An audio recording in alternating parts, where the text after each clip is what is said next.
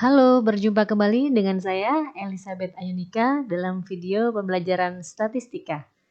Kali ini kita akan membahas distribusi frekuensi, histogram poligon frekuensi, dan OGIF. Sebelum belajar statistika, kita amati peta konsep berikut ini. Dalam video kali ini, kita akan fokus pada penyajian tabel distribusi frekuensi, grafik dalam bentuk histogram, poligon frekuensi, dan OGIF.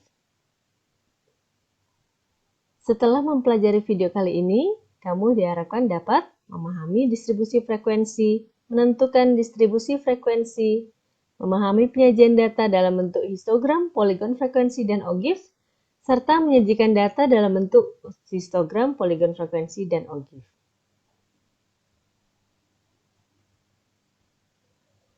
Sebelum kita mulai belajar, mari kita melakukan persepsi terlebih dahulu. Apa yang kamu ketahui mengenai statistika? Apa yang kamu ketahui mengenai penyajian data tunggal? Misalkan data yang diketahui adalah umur 10 pengusaha saat pertama kali memulai usahanya. Ada yang berumur 18, 20, 25, 40, 35, 25 tahun, 30, 20, 40, dan 42 tahun. Apa yang bisa kamu buat dengan data tersebut? Bagaimana jika data berukuran besar? Seorang peneliti melakukan survei terhadap 80 pengusaha dalam suatu pertemuan mengenai pada usia berapa mereka berani untuk memulai usahanya. Hasil survei tersebut diberikan di bawah ini. Data disajikan dalam satuan tahun. Bagaimana menurutmu menyajikan data berukuran besar yang seperti ini? Data yang berukuran besar dapat disajikan dalam bentuk distribusi frekuensi. Distribusi frekuensi adalah pengorganisasian data mentah ke dalam bentuk tabel yang terdiri dari kelas-kelas dan frekuensinya. Berikut ini contoh distribusi frekuensi untuk data 80 pengusaha. Jika kita amati, terdapat pengelompokan di sini. Ada 16-20 tahun, 21-25, 26-30, 31-35, dan 36-40. Inilah yang disebut kelas-kelas. Kelas pertama, kedua, ketiga, keempat, dan kelas kelima. Dengan frekuensinya, untuk kelas pertama adalah 19, kelas kedua 15, 26-30 adalah 21 orang, dan seterusnya hingga yang berusia 36-40 tahun adalah 9 orang. Kita amati langkah-langkah menyusun distribusi frekuensi. Jika disajikan data 80 pengusaha berikut ini. Yang pertama adalah menentukan jangkauan, yaitu selisih data maksimum dan data minimum. Dari data berikut, maka data minimumnya adalah 16, sedangkan data maksimumnya adalah 40. Maka jangkauannya 40 dikurang 16, yaitu 24. Yang berikutnya adalah menentukan banyak kelas. Data berukuran besar biasanya dikelompokkan ke dalam minimal 5 kelas. Nah, kita ambil saja 5 kelas untuk data berikut ini. Nah, berikut ini hasil dari pendistribusian data-data berikut. Batas bawah kita pilih data terkecil yaitu 16. Kemudian panjang kelas tadi ada 5, maka ada 5 data yang masuk dalam kelas pertama.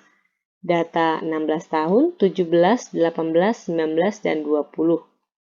Berikut juga untuk kelas kedua, berarti mulai dari data 21, 22, 23, 24, hingga 25. Nah, untuk batas kelas, kita ambil dari ujung yang bawah atau tepi bawah ini, dikurangi dengan 0,5, dan yang atas ditambah dengan, jadi ini dikurang 0,5, yang atas ditambah dengan 0,5, sehingga menghasilkan 15,5 sampai 20,5, dan seterusnya hingga kelas terakhir adalah 35,5 hingga 40,5. Selanjutnya adalah menentukan titik tengah kelas. Titik tengah kelas diperoleh dari, bisa kita membagi 16 ditambah dengan 20, jadi yang bawah ditambah dengan atas dibagi 2. Berarti kalau kita hitung 36 dibagi 2 sehingga diperoleh 18. Demikian seterusnya untuk data sampai kelas terakhir.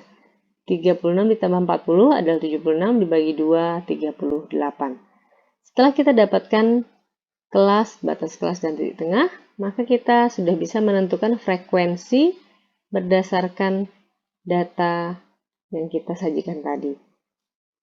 Jika kita cermati, maka kita akan dapatkan bahwa data pengusaha yang berusia 16-20 tahun adalah 19 orang, sedangkan 21-25, 15 orang, hingga sampai data 36-40 adalah 9 orang.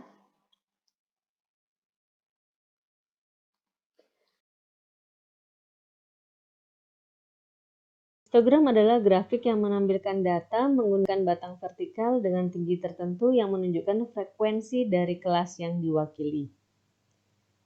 Kita tadi sudah menyusun distribusi frekuensi berdasarkan data yang kita miliki, maka berdasarkan tabel tersebut dapat kita buat histogram berikut ini.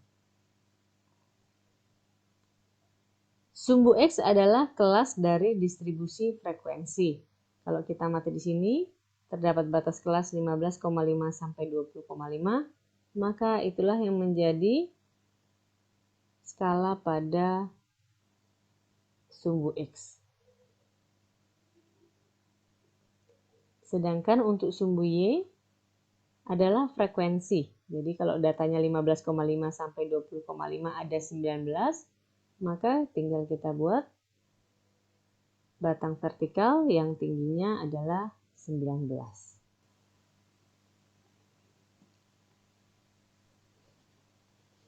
Kita lanjutkan ke poligon frekuensi. Poligon frekuensi adalah grafik yang menampilkan data menggunakan garis yang menghubungkan titik-titik yang menunjukkan frekuensi yang diletakkan tepat di titik tengah kelas masing-masing. Nah, dari tabel distribusi frekuensi yang sudah kita susun, maka yang kita akan gunakan dalam poligon frekuensi adalah titik tengah setiap kelas dan juga frekuensinya. Nah, berikut ini adalah poligon frekuensi yang sudah dibuat. Maka, untuk titik tengah 18 terdapat 19 data, kemudian 23 frekuensinya adalah 15, dan 28 frekuensinya 21, sedangkan 33 frekuensinya 16, 38 frekuensinya 9.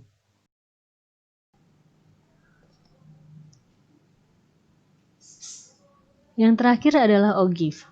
OGIF adalah grafik yang menunjukkan frekuensi kumulatif dari kelas-kelas di distribusi frekuensi.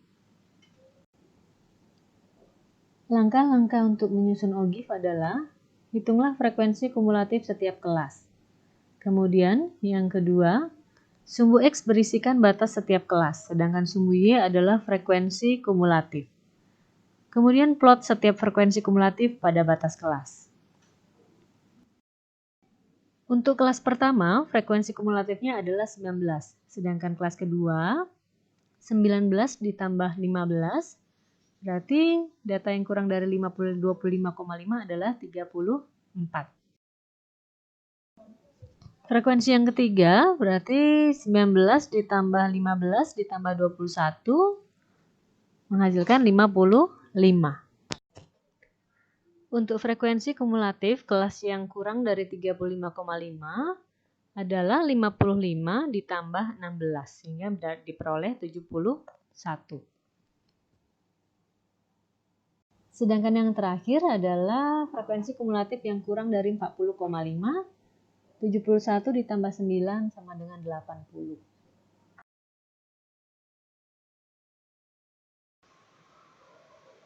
Frekuensi yang telah kita susun tadi, kita letakkan pada OGIF. Untuk frekuensi kumulatif yang kurang dari 20,5 adalah 19. Kemudian frekuensi kumulatif yang kurang dari 25,5 adalah 34. Sedangkan frekuensi kumulatif yang kurang dari 30,5 adalah 55. Untuk selanjutnya, frekuensi yang kurang dari 35 adalah 71. Sedangkan frekuensi kumulatif yang kurang dari 40,5 adalah 80. Oke, demikian video pembahasan kali ini. Semoga bisa membantu kalian dalam belajar. Sampai jumpa di video selanjutnya.